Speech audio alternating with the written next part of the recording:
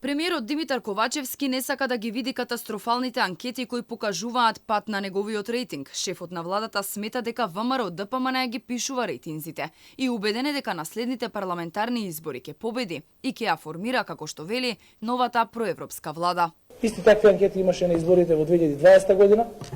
СДСМ и коалицијата извојуваа победата. Исто ќе биде и во 2024 година.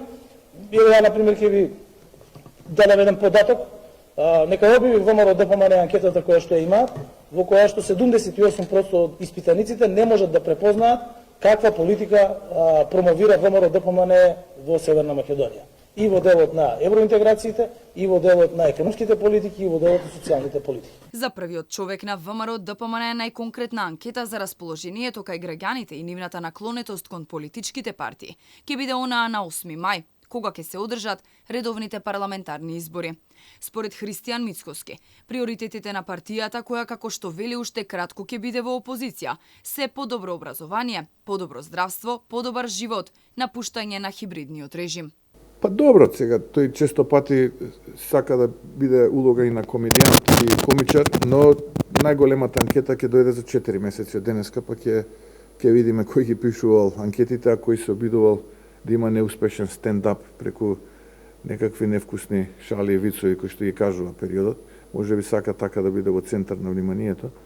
За 4 месеци од денеска ќе дојде одговорот кој и како ги пишува анкетите. Во меѓувреме партиите се подготвуваат и ги исцртуваат контурите на изборните листи, мерат и прават анкети за кандидатите носители, а се лицитира и со имиња за председателски кандидати. До сега е јасно само дека во првата изборна единица на парламентарните избори, како носители ќе се соочат Ковачевски и Мицкоски. Македонија е на 1 месец до техничка влада, која се поизвестно е дека ќе ја предводи собранискиот спикер Талат Џафери. Актуелниот премиер веќе најави дека ќе организирал средба, далеку од очите на јавноста со неговиот опонент Христијан Мицкоски околу ова прашање. Лидерот на ВМРО ДПМН пак, кој рече дека Џафери нема да ја добие поддршката од опозицијата, најави дека во скоро време партиските органи ќе заседаваат и ќе донесат одлука околу учеството во техничката влада, за кое Мицкоски лично смета дека е потребно.